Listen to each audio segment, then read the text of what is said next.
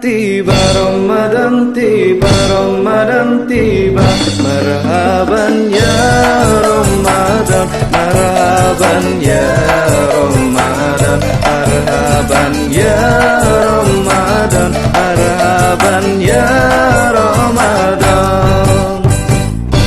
Ayo kawan di rumah saja, karena sedang ada corona yang datang dari negeri sana hingga sampai ke Indonesia. Biasakan mencuci tangan, hindari berkumpul di keramaian, jaga jarak agar tetap aman, masker pun jangan dilupakan.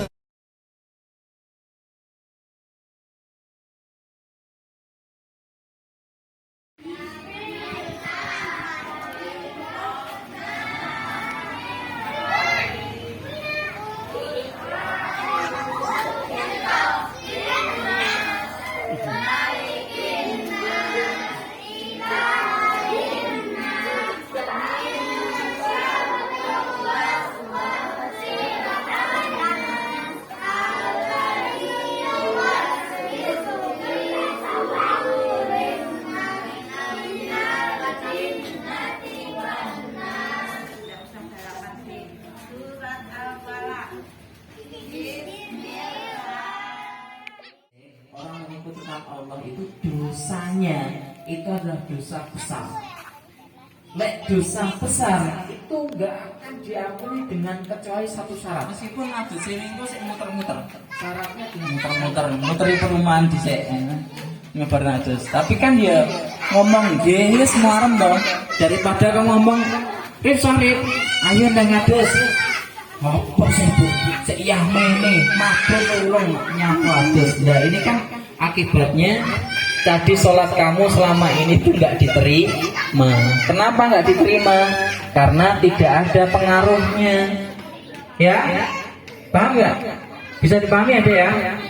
Jadi mulai sekarang, ayo sholatnya ditingkatkan, mungkin mumpung bulan puasa, baca Qurannya ditingkatkan, puasanya ya ditingkatkan, bukan ditingkatkan nanti nambah sampai subuh, enggak, maghrib langsung iftar berbuka. Bisa dimana ya? Mungkin itu yang bisa Mbak Yan sampaikan. Mungkin sebelum saya akhiri ada yang ditanyakan enggak? Ada yang tanyakan tentang niat? Niatnya piye Tat? Niat itu ada yang bilafzi, itu bisa dilafalkan, contoh nawal itu sama godin gitu. Ada yang niat itu cukup kamu batinnya itu niat untuk berpuasa itu juga dibenarkan. Jadi kalau kamu ada udung ini enggak, semuanya boleh ya. Penak ora? Penak. Ustaz, Pak aku enggak iso basa Arab piye? Ya udah kamu niatnya ya Allah aku niat esok poso. Itu sudah dikatakan nih niat. Lek iso bahasa Arab lebih apik baik, lebih apik meneh ya. Nawa itu sama godin ana ya itu insyaallah sudah sah ya. Gitu ya. Ada yang tanya lagi enggak? Ada yang tanya? Niat mabar bagaimana? Niat mabar mah kamu mabar aja nggak ada niatnya insya Allah sudah mabar ya, nggak apa-apa mabar sih nggak apa-apa. Yang penting ya kalau kamu mabar itu nggak hanya kamu cukup main bareng saja sambil sini lihat semuanya sarip lihat HP, situnya lihat HP, semuanya tidak. Mabar itu boleh asalkan mabarnya itu nanti juga ada sosialnya, yuk ngomong-ngomongan, tapi nggak boleh miso-miso loh ya. Ya, mabar boleh, tapi yang nggak boleh miso-miso. Jadi nggak boleh nanti mabar sambil miso, nggak boleh. Oleh lo mabar ya, terus to mabar nggak apa-apa. Sepenting nggak oleh miso. Terus sekeloro kudu eling so. Nah, jadi lepas anda, ya wes mabar berhenti sholat. Iki aku orang nyinggung loh, Rif. Aku nggak nyinggung kamu loh, Rif ya. Nggak apa-apa, mabar nggak apa-apa kok. Nggak oleh lek kamu mabar sambil mabuk glok nggak boleh. Mabare sambil judi nggak boleh. Judi. Itu nggak boleh. Itu saja. Silakan ditingkatkan baca Qur'annya ya. Karena sekalian yang ahsanul takdim, manusia yang terbaik adalah ahsanul khuluqa, yang akhlaknya juga baik. Jadi akhlaknya ditingkatkan, ibadahnya ditingkatkan. Wa akhiru da'wati ihdinas siratal mustaqim bila taufiq wal hidayah. Astaghfiru minkum katsiran, syukran ala husni ihtimamikum wa istima'ikum. Wassalamualaikum warahmatullahi wabarakatuh. Bahwa Nabi Muhammad itu adalah utusan Allah. Nabi Muhammad adalah nabi yang terakhir. Ya, Nabi Allah, Rasul Allah, ya, yang diperintahkan Allah untuk apa?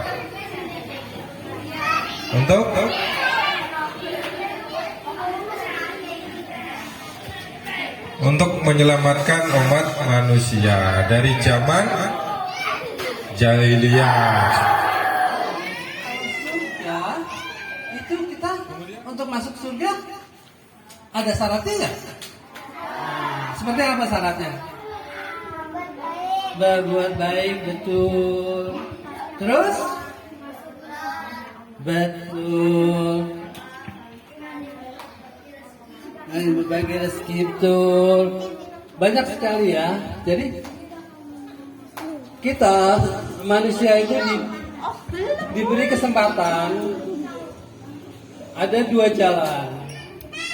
Jalan yang menuju surga yang sudah tadi disebutkan ya, yaitu kita berbuat baik, kita berbakti kepada orang tua. Itu adalah semua syarat-syarat untuk ke surga. Nah, sekarang selama hidup di dunia itu kita wajib nggak mengumpulkan pahala? Itu salah satunya adalah syarat buat masuk ke surga. Nah, sekarang kalau kita berbuat jelek, ya, itu imbalannya apa nanti? Betul. Sekarang yang Bapak ingin tanyakan, siapa yang ingin masuk surga? Siapa yang ingin masuk surga? Saya. Yang ingin masuk neraka? Ayo, siapa yang ingin masuk neraka? Ayo, tunjuk tangan. Ya, kita harus pamit dengan ibu atau bapak di rumah, ya kan? Jadi kita tidak boleh seenaknya pergi tanpa pamit, karena itu juga adalah bentuk daripada bakti kepada orang tua, di mana kita akan dapat pahala kalau kita berbakti kepada ibu bapak orang tua.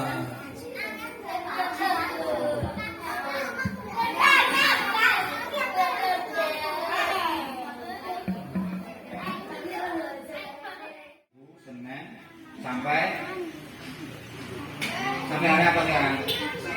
Satu. Berarti sudah 6 hari atau 7 hari? 6 hari. Berapa hari? 6. Minggu, ayo hitung. Senin, Selasa, Rabu, Kamis, Jumat, Sabtu. Ojo nambah 7. 6 hari. Oke. Hari ke-6. Betul kan 6? Minggu, Senin, Selasa, Rabu, Kamis, Jumat, Sabtu. 6 atau 7? 7 hari. Minggu, Senin, Selasa, Rabu, Kamis, Jumat, Sabtu. 7 hari. Oke, sekarang kita akan akan melaksanakan adzan ya. Contoh-contoh adzan. Ya. Di sini saya akan memberi sedikit masukan tentang adzan. Siapa tahu adzan nggak? Adzan itu namanya siapa? Muadzin. Orang yang adzan namanya muadzin. Oke, tahu ya? Orang yang adzan namanya muadzin.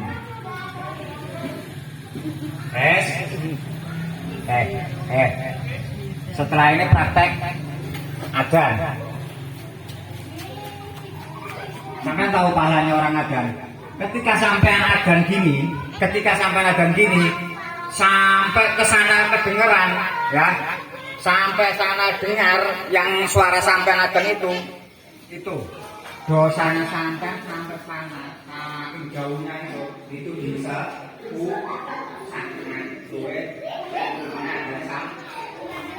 dan satu lagi orang yang ada atau wangi Hukumnya sholat, caranya sholat piye, hukumnya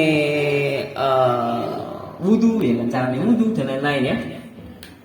Banyak sebenarnya, misalkan misalkan apa ya, contohnya kayak apa ya, poso lah, misalkan poso piye, caranya piye, sing oleh apa, sing gak oleh apa, mari ngono apa ya, iya kan ya, menurut.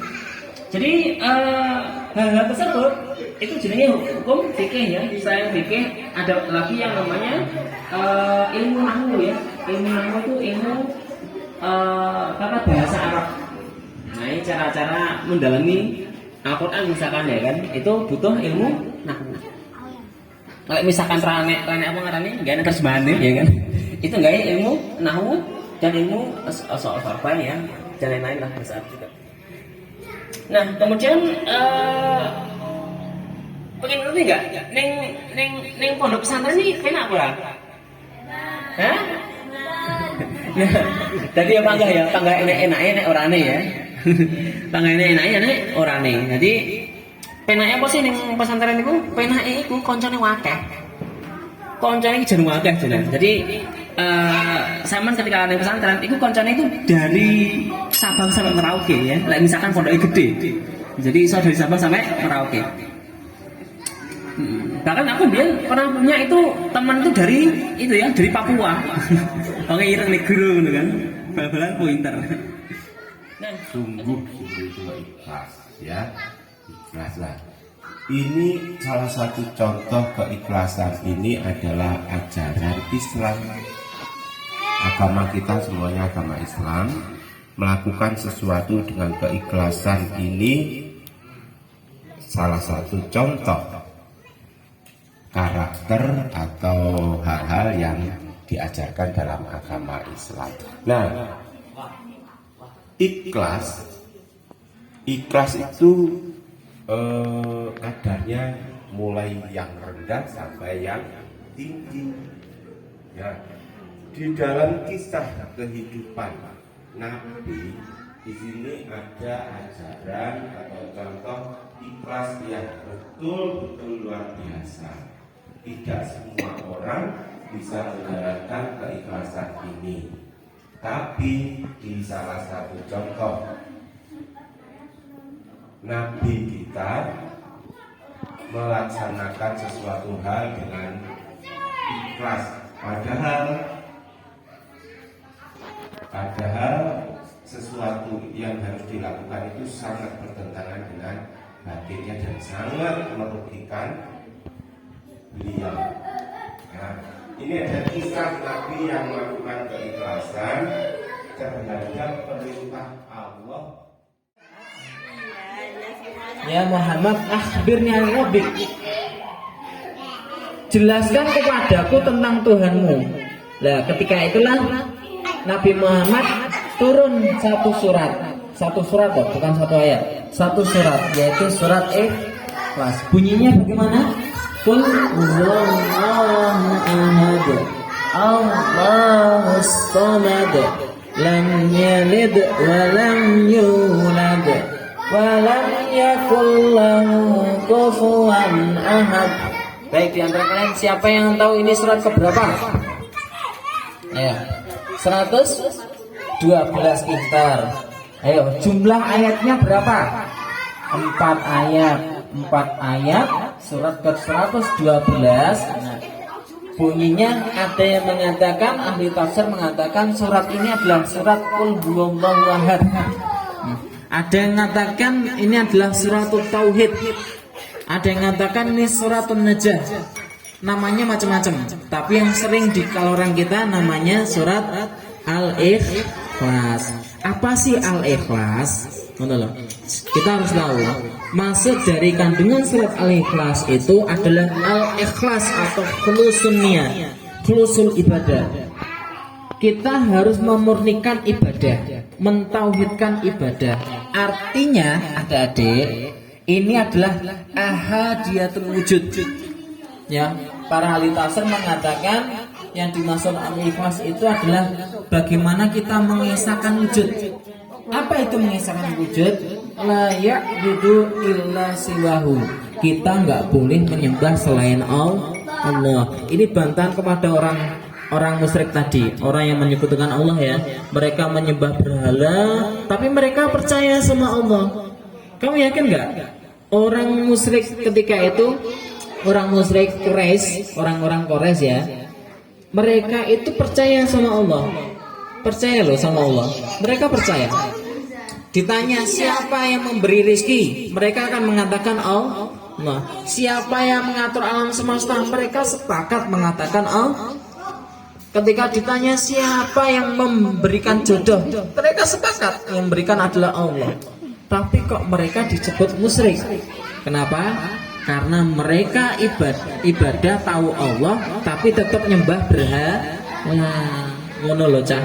Kita nggak boleh nyembah Allah, tapi yang pertama percaya kepada malaikat. Yang pertama percaya kepada Allah. Yang kedua percaya kepada malah. Yang ketiga percaya kepada Rasul atau kitab dulu? Rasul. Yang keempat percaya kepada kitab. Oke. Percaya kepada kitab. Allah menurunkan kitab kepada Nabi dan Rasulnya ada berapa? 4. Oke. Yang pertama kitab Zabur diturunkan kepada Nabi. Zabur diturunkan kepada Nabi Daud. Kemudian Taurat diturunkan kepada Nabi Musa. Injil kepada Nabi. Yang terakhir Al-Quran diturunkan kepada Nabi Muhammad SAW. Nabi Muhammad mendapatkan wahyu atau mukjizat berupa Al-Quran. Umur berapa Nabi Muhammad mendapatkan wahyu pertama? 40 tahun. Di mana? Di Gua Hiro itu enggak sama seperti gua yang ada di Pulau Jawa. Gua yang ada di Arab di Timur Tengah itu kecil-kecil, mesak awak ngene tok. Lek gua yang ada di sini di Pulau Jawa dan sekitarnya di Indonesia itu bleng sak RT masuk kabeh. Gua Lowo, gua yang di mana Pacitan, iku sak desa masuk kabeh. Tapi lek gua yang di sana di Timur Tengah kayak gua Sur, gua Hiro itu mesak aman dikirim beberapa negara. Untuk apa tujuannya? Untuk menyelaraskan semua bacaan Al-Quran biar tidak terjadi kesalahan dalam membaca Al-Quran. Proses ceritanya, proses terjadinya Al-Quran. Itu mushaf itu belum ada harokat, belum ada titik, ya, belum ada tanda wakaf, itu belum ada. Setelah berlanjut akhirnya terjadi zaman Muawiyah, kemudian zaman Abbasiyah lah. Mulai zaman Abbasiyah terjadi pembentukan harokat, ya, pembentukan harokat, pembentukan titik, di mana dulu Al-Quran tidak ada titiknya dan tidak ada harokatnya, ya. Setelah itu terjadi sampai sekarang sampai membaca Al-Quran. Bukan di daerah Arab saja yang bisa baca Al-Quran, sampai di wilayah Indonesia semua bisa baca Al-Quran. Oke, sebelum membaca Al-Quran ya, sebelum membaca Al-Quran ada ilmu tentang bagaimana cara membaca Al-Quran dengan baik dan benar, yaitu ilmu tajwid. Bagaimana hukumnya mempelajari ilmu tajwid? Hukumnya fardu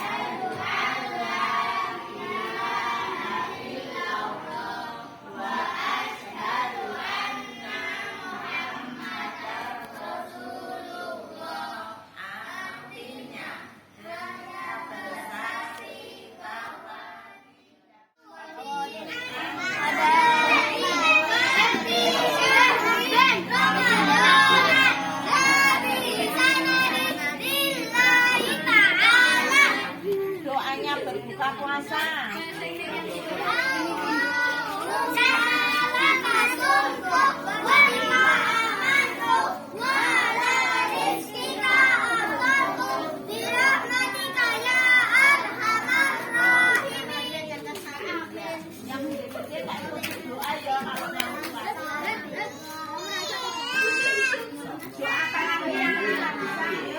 Jadi orang yang mau meninggal itu dia itu didatangi oleh malaikat Israel. Nah, malaikat Israel itu lek nyabut itu beda-beda ya. Lek misalkan orangnya itu baik, nyabutnya itu pelan-pelan. Dan kalau misalkan orangnya nggak baik, itu nyabutnya kasar. Duduk cek. Nah, rasanya piye? Rasanya itu sakit banget ya. Bahkan orang yang baik pun itu rasanya juga sakit ya. Meskipun ya beda ya. Kalau misalkan saya nggak baik, lebih sakit lagi ya. Seperti itu ya.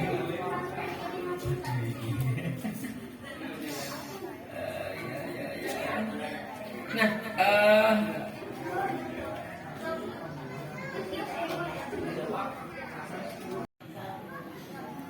masuk akal orang, ya kan? Nggak miran ya. Cuma itu beneran. Sama nggak misalnya saya itu mungkin 150 juta kilometer, mungkin ya keringetnya ya tipis ya kan.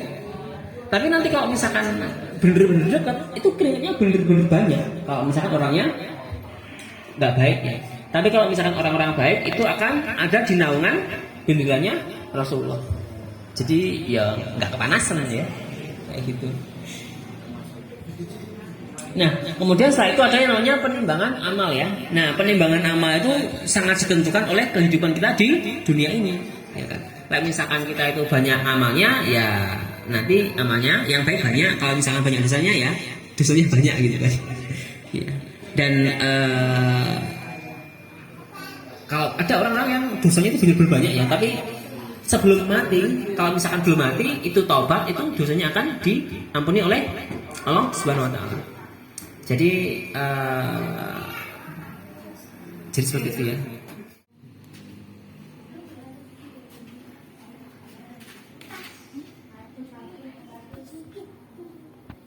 Jangan dekat-dekat, nanti kesetrum.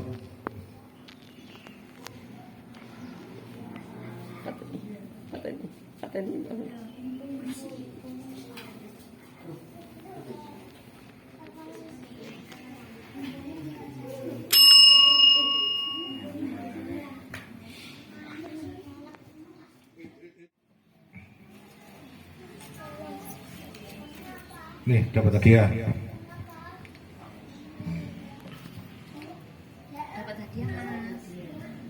Terima kasih.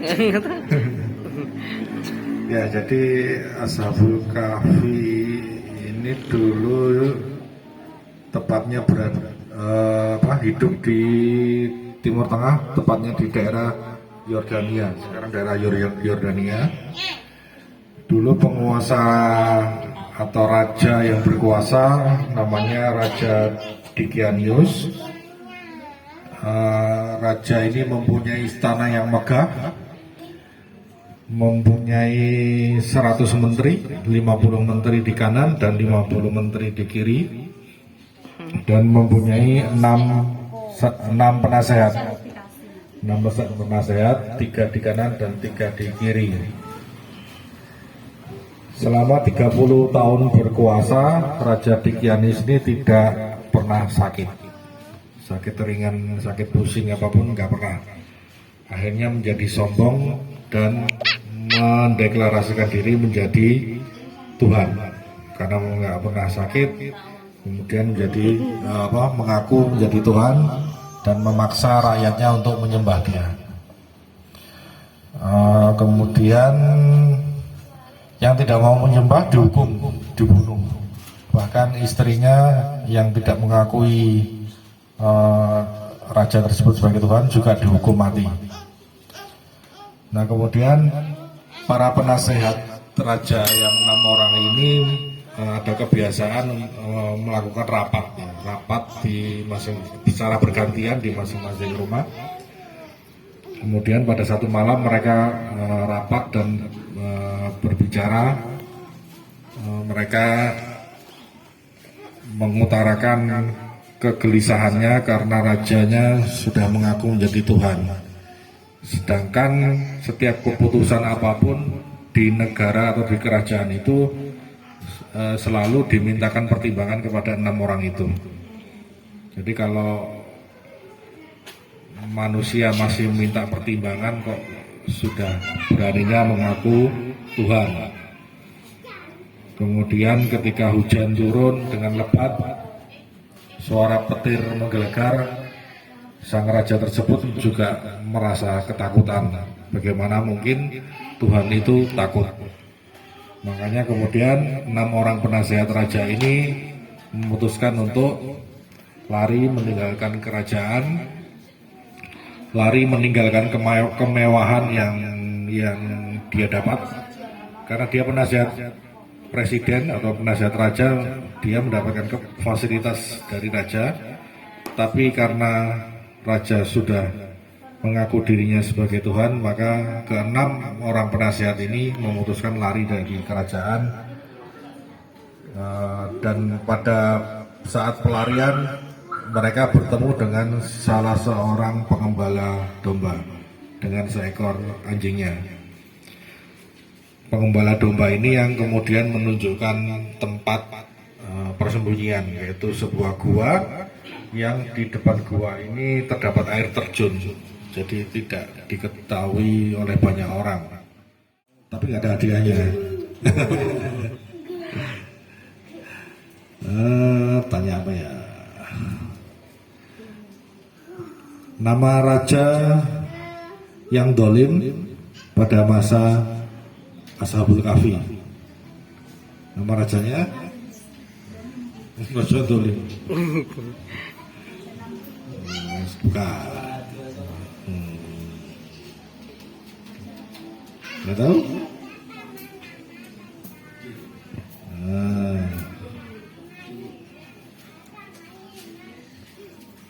Nggak tahu? Lupa? Nama rajanya apa? Dikius. Bentar.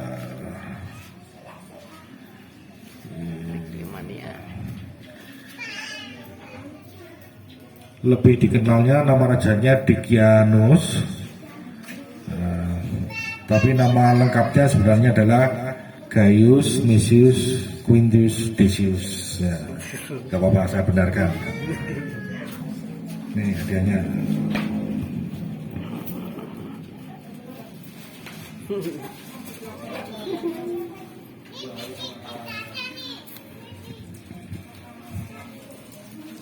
Satu pertanyaan lagi.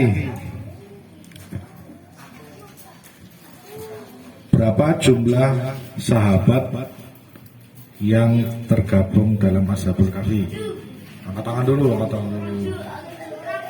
Ya, 7. Hadiahnya ucapan terima kasih. Hadiahnya nih yang terakhir.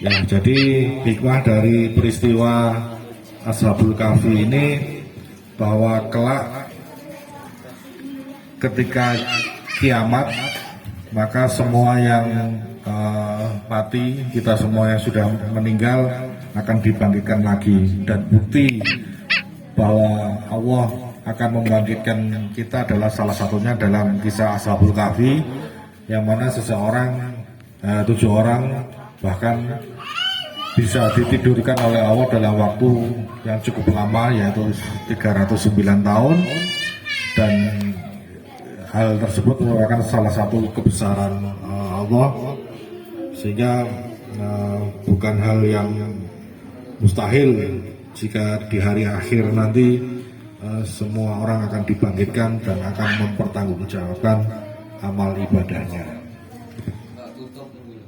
Demikian nonton bareng sore hari ini. Habis. Selanjutnya kita siap-siap untuk berbuka puasa bersama ya. Terima kasih. Assalamualaikum warahmatullahi wabarakatuh.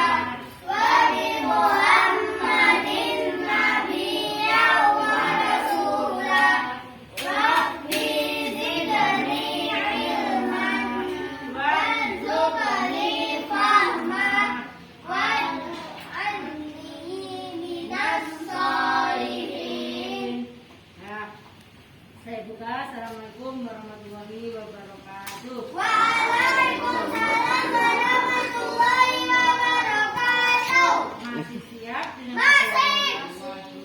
Alhamdulillah semuanya masih siap ya. Untuk hari ini nanti yang anak yang sudah besar dan sudah di Al-Quran nanti mungkin ada halaman balik, nggak apa-apa ya sama Buana dulu ya. Nah, nanti tapi nggak tahu kemana. oh gitu. Tapi masih puasa, masih dulu. Masih puasanya apa? Sama nggak puasa.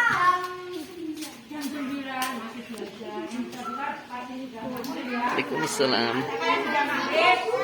Ada yang sudah maghrib? Bapakku. Bapak. Kakak. Oh. Sama nggak puasa. Gue mau deh bawa jajan loh Bu. Bawa saja kan nggak apa-apa. Tapi dimakan loh Bu. Oh dimakan. Oh. Ya dimakan. Ya wes.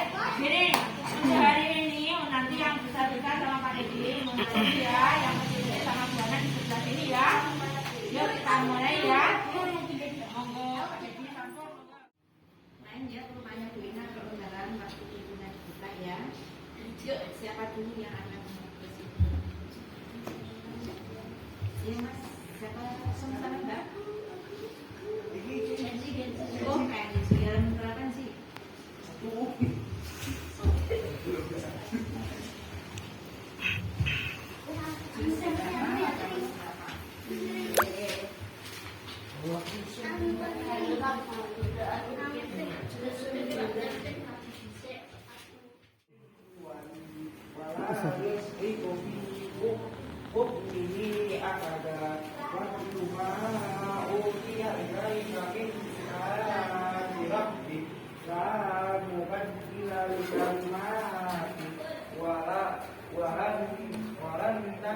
min dunihim multahada wasbir nafsaka ma'al ladzina yad'una rabbahum bil ghadati wal asyi yuriduna wajhahu wa la ta'du annaka Angkatan Laut. Dari Angkatan Laut inilah baru di masa Utsman bin Affan dilepaslah banyak khalifah dagang, kafilah dagang. Kafilah dagang itu mereka berjalan jauh sampai melewati pulau demi pulau. Bahkan ya menurut sejarah yang benar, yang menemukan benua Amerika itu bukan seorang namanya Marco Polo ya, apa nama? Columbus atau siapa itu? Bukan. Yang menemukan adalah orang Islam. Siapa? Kalian kenal dengan namanya salah satu panglima Islam di Cina, namanya Cheng Ho, Laksamana Cheng Ho ya, dari dinasti Han. Itulah yang menemukan namanya benua Amerika. Nggak ada Islam itu. Terus ketika Islam berada di Amerika, apakah mereka terus membantai umat-umat, membunuh orang-orang di mana itu? Di Amerika, suku asli Amerika? Enggak. Mereka datang dengan baik, mengenalkan Islam, mengenalkan tentang perdagangan, teknologi dan sebagainya. Tapi ketika orang-orang Eropa datang ke Amerika, apa yang terjadi? Suku asli hilang.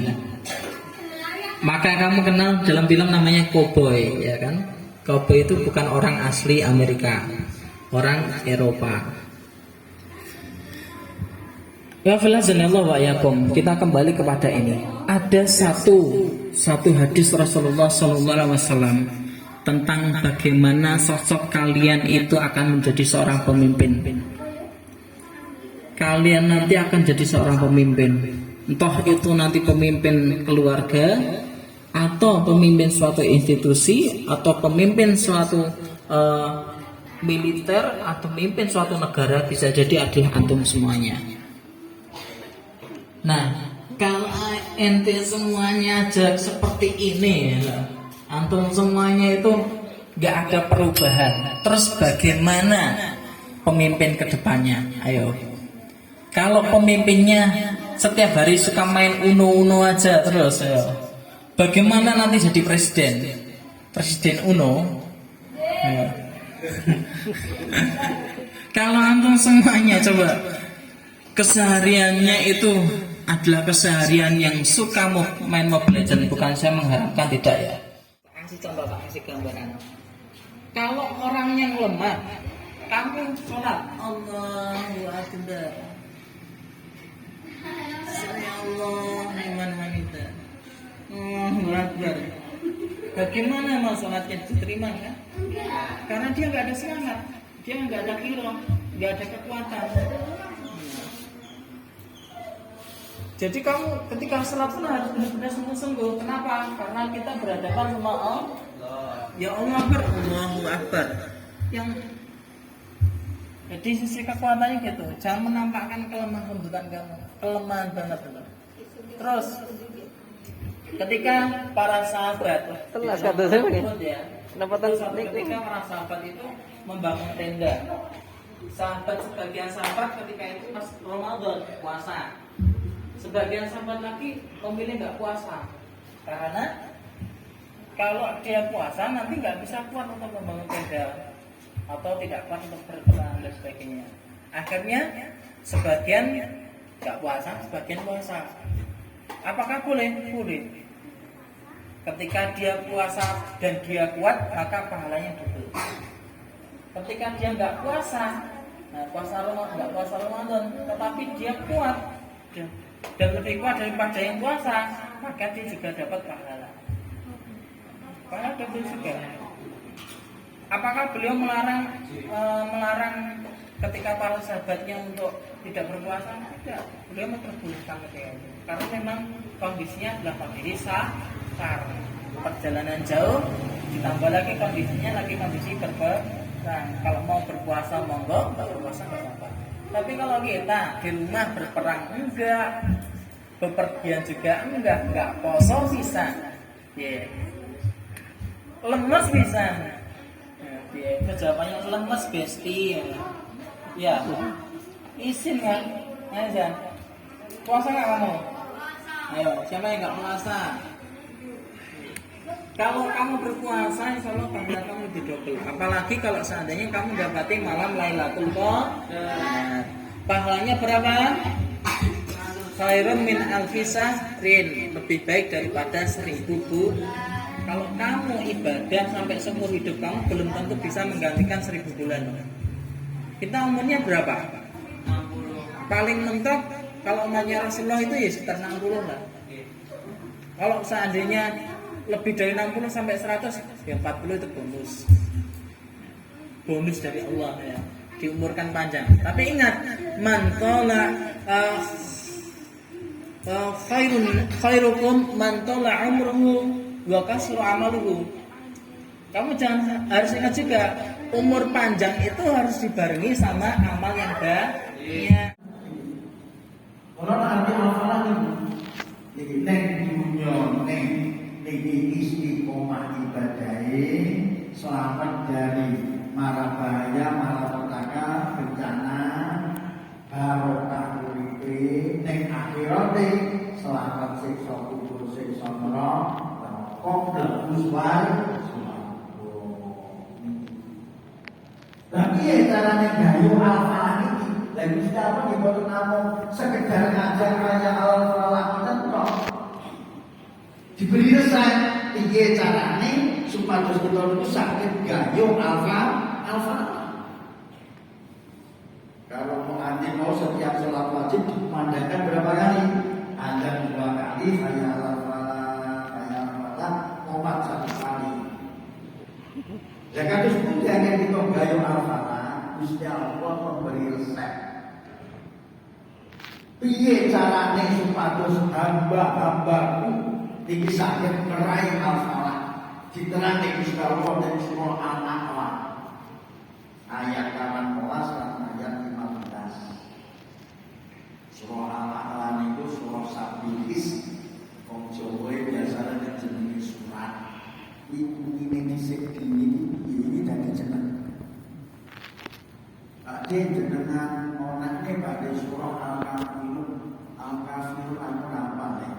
Yen wonten jenengan onake kuliah, boleh kuliah kacilin apa? Pada Al-Kafirun yo kuliah niku.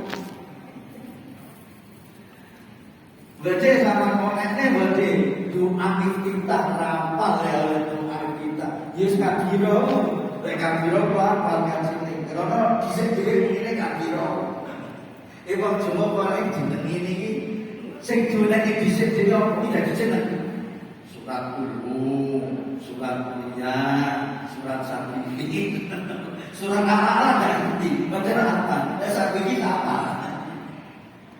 Lewat ini surah Al-A'la Gusti Allah ini sangat agar hamba sakit meraih menggapai al-falah. A'udzubillahi minasyaitonir rajim. Qad aflaha man tazakka wa dzakara asma rabbih fasalla fatu'thiruna al-hayatad dunya wal akhiratu khairun wa abqa inna hadza lafis suhufil ula suhufi Ibrahim wa Musa alaihimas salam. Lek di luar sholat kita mendengar asma Nabi Muhammad, mendengar asma Nabi disunatkan baca sholat salat. Tapi lek di dalam sholat tidak sunat. Sehingga ada imam moco surah Al-A'la, surah Sabili akhir ayat di suhufi Ibrahim wa Musa tidak sunat dibaca alaihi wasallam karena di dalam sholat. Lalu perlu asma Nabi Muhammad. Ada sahabat yang tanya kepada Rasulullah, "Qila ya Rasulullah, innaka shaqittal mimbar fakulta amin amin amin Rasul mau panjenengan pas munggah teng mimbar sampai maca amin ping 3 niku sejatosipun ngamini sinten. Rumah kula diderekaken kok maca donga jenengan kok maca amin. Kanjeng Nabi dawuh, "Faqala ada di Jibril." Aku kasih dirawuh malaikat Jibril. Bareng aku munggah nang mimbar, malaikat Jibril aku. Oh, lagi ini kula sebenarnya ngerti. Karena malaikat Jibril kan makhluk halus, alamnya alam lagi. Jadi kula sebenarnya ngerti. Banjur malaikat Jibril dawuh yang aku Muhammad tak lupa amin ya Muhammad. Ini malaikat Jibril. Malaikat Jibril dulu. Man adraka syahr Ramadan falam yughfar lahu famata fadakhala nar fa'abadahu qul amin ya Muhammad. Muhammad sapa wong sing menangi bulan Ramadan kok bulan Ramadan entek dosane lu dinapura karo Gusti Allah dosane entek banjur dhewe mati kecemplung neraka Muhammad wis dunama Muhammad hidup di saking Gusti Allah. Amin Muhammad. Jadi Ramadan itu kita gunakan sarana alat untuk melebur dosa banyak. Dosa kita 11 bulan sebelum Ramadan kita selalu melakukan dosa. Kita selalu melakukan maksiat. Ada kesempatan Gusti Allah memberi Ramadan ini membuka lebar-lebar pintu taubat, membuka lebar-lebar pintu ampunannya Allah. Nah, untuk istighfar di bulan Ramadan, malam-malam harinya itu yang dibaca istighfarnya. Allahumma innaka afuwwun karim, tuhibbul afwa fa'fu anni. Itu istighfar yang khusus yang dibaca di malam-malam bulan Ramadan. Allahumma innaka afuwwun karim, tuhibbul afwa fa'fu anni. Ya Allah Gusti saestu panjenengan dan moho pangapura moho mulya tuhibul afwa panjenengan demen ngapura dosa-dosa kawula fa'fu anni mongko mugi dosa kula jenengan ngapura. Ya yang utama ini. Jadi lanak ngomong Ramadan tek dosane kok orang tek Ramadan mati kecemplung neraka. Karena dosanya ada kesempatan. Ramadan itu artinya kan membakar. Ramadan itu artinya membakar. Sing dibakar apa? Ramadan itu dulu membakar dosa. Sehingga dosa kita bakar. Habisnya Ramadan, habisnya dosa kita disebut sudah kita bakar selama bulan Ramadan. Memasuki satu Syawal Idul Fitri kembali suci. Doa sampai kepada kita. Sokan apa?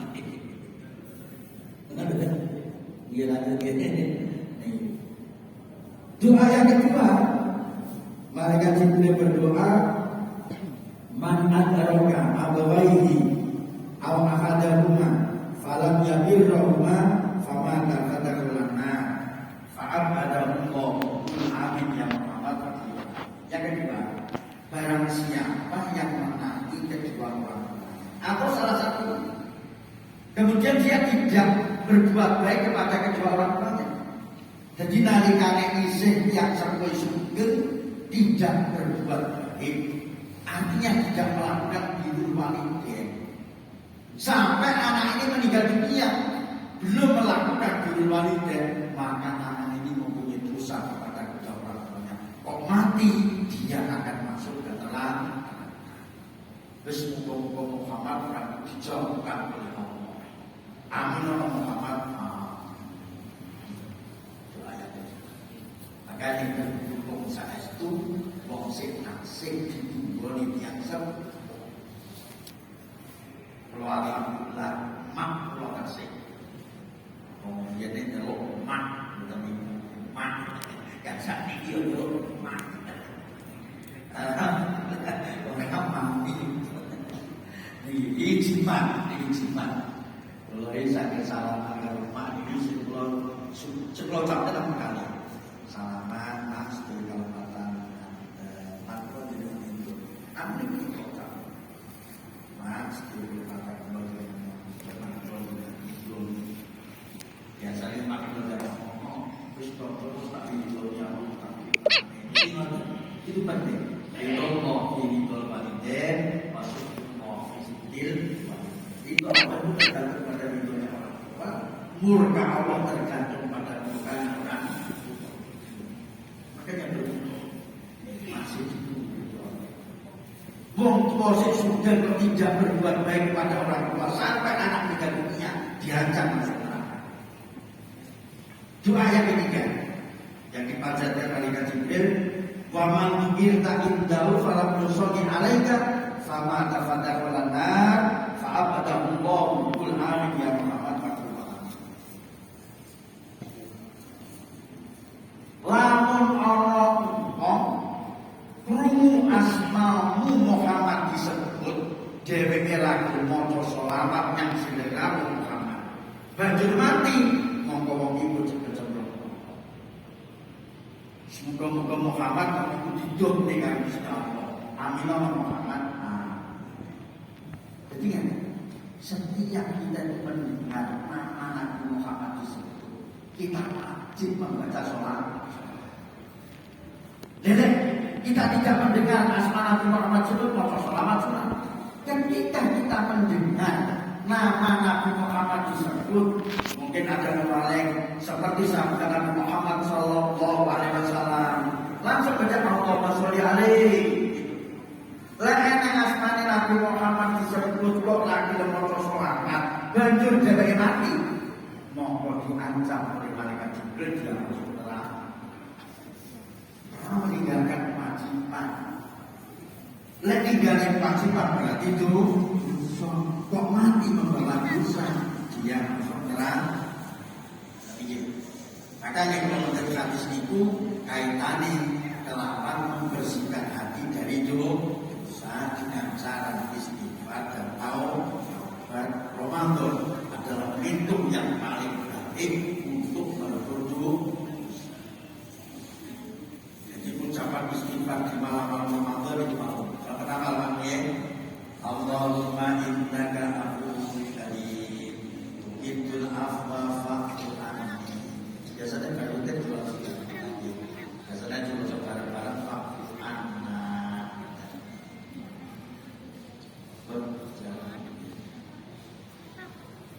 Baik, Bapak Ibu sekalian, maka bahwa satu benar harusnya untuk lebih memberikan ibu seperti Masjid Nabawi Madinah dan kiswah yang ada dalam imaman adalah pernah dipasang di Ka'bah Baitullah pada tahun 1430 Hijriah atau tahun 2009 Masehi yang didatangkan langsung dari Museum Ka'bah Saudi Arabia. Para jamaah dimohon menjaga kebersihan masjid dan menjaga kesehatan selama berada di area masjid. Bagi setiap jamaah wajib menggunakan masker dengan sempurna sampai menutup mulut dan hidung selama di lingkungan masjid. Jamaah mohon menjaga jarak dengan menempati sholat sesuai tanda yang tertera di karpet ataupun di lantai. Bagi para jamaah yang merasakan kondisi sakit, baik itu demam, flu ataupun batuk, dimohon untuk beribadah sendiri di rumah demi menjaga kesehatan jamaah yang lainnya. Kami juga menyediakan minuman gratis untuk para jamaah, tersedia air mineral, kopi, teh hangat serta teh manis. Selama di bulan Ramadan, minuman kami sediakan menjelang berbuka puasa hingga sahur. Gelas yang tersedia di meja hanya untuk sekali pakai dan mohon untuk dibuang ke tempat sampah yang sudah kami sediakan. Demi kenyamanan jamaah beribadah salat di Masjid Ar-Rahman, kami telah menyediakan almari tempat menyimpan sandal, tas, sepatu dan lain-lain. Almari berada di area lorong timur masjid dari masjid. Kami harap seluruh jamaah sebelum beribadah salat di masjid langsung duduk almari lalu benar-benar tersebut di almari yang tersedia. Dan setelah dimasukkan, harap langsung dikunci demi keamanan. Dan mohon untuk kunci almari tidak dibawa pulang. Kami informasikan untuk pengajian di Masjid Ar-Rahman selama bulan Ramadan dilaksanakan menjelang berbuka puasa pukul 16.30 yang disampaikan oleh Kiai Haji Bismu'adzin MPDI. dan kami sediakan takjil berbuka puasa untuk para jamaah. Kajian rutin Jumat pagi serta Ahad pagi tetap dilaksanakan setiap ba'da salat subuh. Bagi para jamaah yang menghendaki untuk wakaf dalam perluasan Masjid Ar-Rahman, takmir membuka peran serta jamaah dengan cara wakaf tunai, baik melalui negeri bank atau datang langsung ke kantor HIC Utara Masjid Ar-Rahman. Sertifikat wakaf langsung kami serah terimakan bersamaan kwitansi. Informasi selengkapnya silakan datang langsung ke kantor HIC. Saat ini petugas DKT Kota Blitar bekerjasama dengan Masjid Ar-Rahman mengadakan vaksinasi dosis pertama, kedua, dan booster. Vaksinasi yang tersedia ialah Pfizer, AstraZeneca, dan Sinovac. Bagi para jamaah yang berkenan, silakan segera merapat ke tenda merah yang ada di area halaman masjid setiap hari pada sholat tarawih selama vaksin masih tersedia.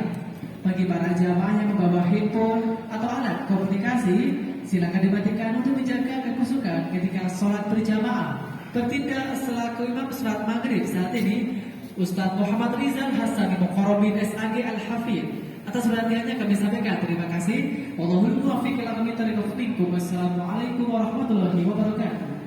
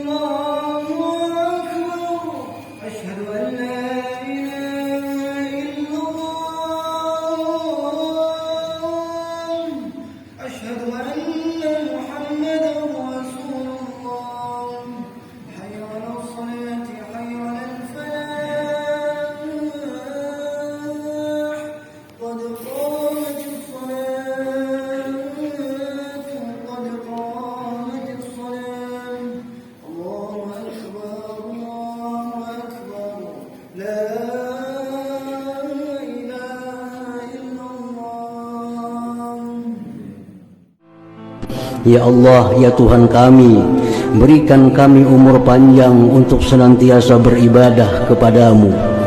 Bukakanlah pintu rahmat dan pintu taubat. Terimalah amal ibadah yang kami lakukan dengan taufik dan hidayahmu. Dan pertemukan kami dengan Ramadan-Ramadan berikutnya dalam keadaan sihat, afiat, dan taqwa. Akhirilah hidup kami dengan husnul khatimah, dengan kalimat la ilaha illallah. Allahumma rabbana taqabbal siyamana waj'alna minal muttaqin. Ya Allah, terimalah puasa kami selama bulan Ramadan dan jadikanlah kami termasuk golongan orang-orang yang bertakwa kepadamu.